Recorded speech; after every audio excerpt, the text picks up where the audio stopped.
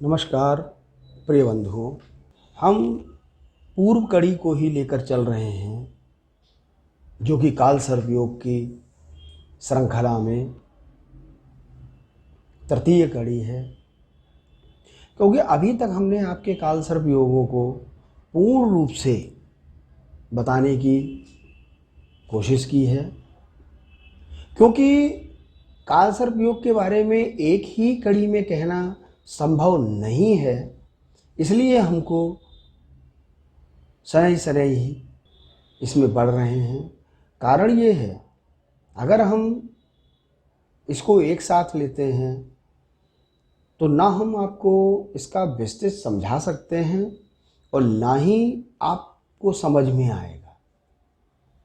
क्योंकि काल सर्पयोग के बारे में मोटा मोटा सभी लोग जानते हैं, परंतु फिर भी इसके बारे में विस्तार पूर्वक बताना हमारा फर्ज है। हमने काल सर्प के लिए 4 काल सर्पयोगों के बारे में प्रथम, द्वितीय, तृतीय और चतुर्थ भाव के काल सर्पयोग के बारे में आपको पूर्व बताया हुआ है, जिसमें अनंत काल सर्पयोग, कुलिक काल सर्पयोग, वासुकी काल सर्पयोग और शंखपाल काल सर्पयोग।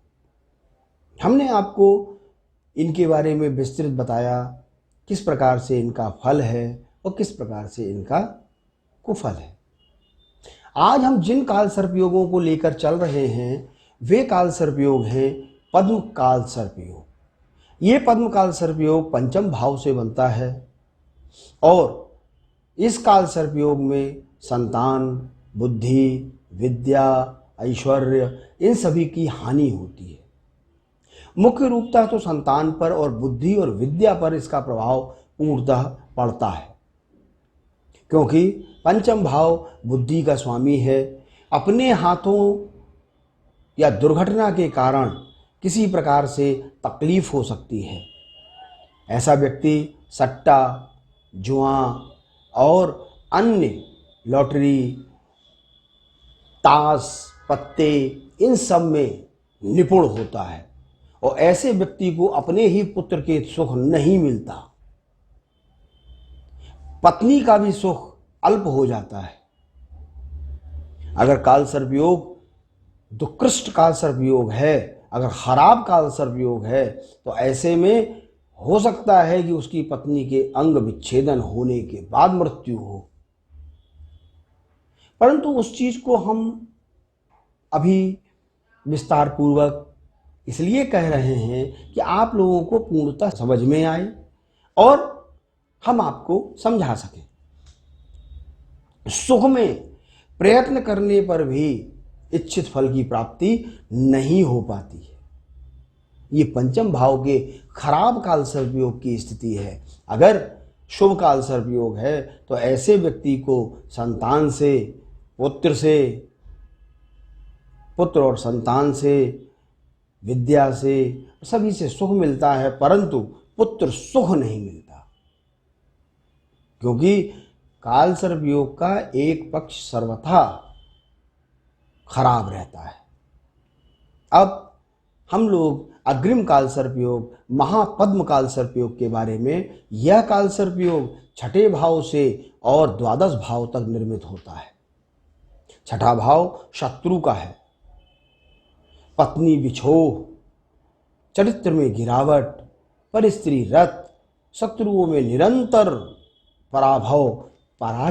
पराजय होती है और ऐसे व्यक्ति को बीमारियों से छुटकारा नहीं मिलता और ऐसे व्यक्तियों का बीमारी से, मुकदमे से, शत्रुओं से किसी न किसी प्रकार से परस्पर संबंध की स्थिति बनी रहती है।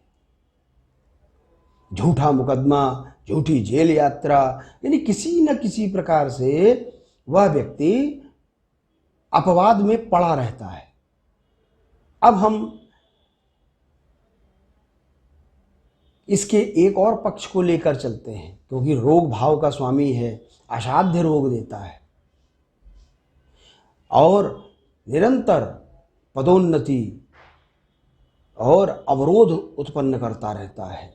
कोई ना कोई परेशानियां उत्पन्न ही करता है। अग्रिम सप्तम काल सर्प योग, सप्तम भाव के काल सर्प योग को कर्कोटक काल सर्प योग बोलते हैं, तक्षक काल सर्प योग बोलते हैं। तक्षक काल सर्प योग सप्तम भाव से है। सप्तम भाव से सर्वाधिक इसका प्रभाव वैवाहिक जीवन में और विवाह में पड़ता है। तक्षक काल सर्प योग में ऐसा इस व्यक्ति को किसी प्रकार से शरीर में कोई ना कोई व्रण पैदा हो जाता है। वो व्रण सही नहीं होता और ऐसे व्यक्ति को जीवन में किसी न किसी प्रकार से पत्नी से या पत्नी के परिवार से अवरोध का सामना करना ही पड़ता है। दूसरा, अगर यह काल सर्प योग पूर्णतः अप्रभावी हुआ तो ऐसा व्यक्ति पत्नी के संपर्क में जाते ही पुरुषत्व नष्ट हो जाता है। सर्वप्रथम तो यह है कि विवाह होने में ही बहुत विलंब होता है। मान लीजिए विवाह हो भी जाए तो ऐसे व्यक्ति को कई परेशानियों का सामना करना पड़ता है। वो अगर शुभ स्थान में है तो यही पत्नी सुंदर तो मिलती है परंतु ससुराल का सुख नहीं मिलता। धन तो मिलता है परंतु बहुत परेशानियों से मिलता है। शत्रु जरूर पैदा होते हैं, भले आपकी कोई हानि न कर सके। दूसरा, अग्रिम काल सर्प योग कर्कोटक काल सर्प योग है। यह अष्टम भाव से और द्वितीय भाव तक इसका निर्माण होता है। इस कर्कोटक काल सर्प योग में दुर्घटना का कष्ट उठाना ही पड़ता है। व्यक्ति के जीवन में कई दुर्घटनाएं होती हैं, कई परेशानियों का सामना करना पड़ता है। ऐसा व्यक्ति न चाहते हुए भी परेशानियों में घिरा रहता है। उसके मित्र हों वो भी शत्रु के समान हो जाते हैं और उसके मित्रों के द्वारा ही उसको पद में अवनति, धन हानि, मनमुटाव ऐसा सब कुछ मिलता है, धोखा मिलता है और ऐसे व्यक्ति को अकाल मृत्यु का कष्ट भी प्राप्त होने की स्थिति बनती है। इसलिए मैंने पहले ही अंक में इसीलिए कहा था कि काल सर्प योग को पूर्ण रूप से देखने के लिए आपको बहुत सावधानी करनी होगी। क्यों? काल सर्प योग का निर्माण भले राहु और केतु से हुआ है। काल मतलब यम, सर्प नाग है, नाग से निर्माण हुआ है। इसके इष्ट देवता केवल भगवान शिव ही हैं, क्योंकि भगवान शिव के कंठ में भगवान और शरीर में नाग उत्कीर्णन करते हैं, नाग रहते हैं। असाध्य इसके बारे में हम आपको अग्रिम बताएंगे कि काल सर्प योग के प्रभाव कहाँ जाकर नष्ट होते हैं और काल सर्प योग के प्रभाव किस प्रकार से आप नित्य क्रिया करते हुए भी उसको शांत कर सकते हैं। सभी चीजें एक साथ लेना संभव नहीं है। अग्रिम काल सर्प योग है शंख नाद काल सर्प योग या शंख चूर्ण काल सर्प योग। यह काल सर्प योग नवम भाव से तृतीय भाव तक बनता है। इस काल सर्प योग में व्यापार में हानि, पारिवारिक और आधिकारिक मनमुटाव का सामना करना पड़ता है। ऐसा काल सर्प योग भाग्य को दूषित करता है और सुख में कमी लाता है। यह सब पूर्णतः तभी मिलता है जब काल सर्प योग की शत्रुगत हो या खराब हो। अगर स्वराशिस्त है, उच्च राशिस्त है तो फल तो मिलेगा, शुभ फल मिलेगा, परंतु उसमें किंचित परेशानियां भी रहेंगी। आज के इस अंक में हम लोग यहीं पर विराम करते हैं।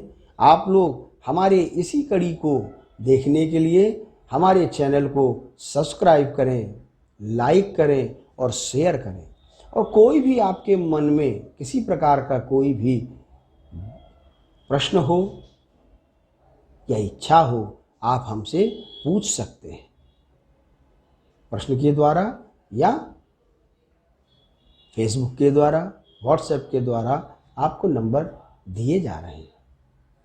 नमस्कार।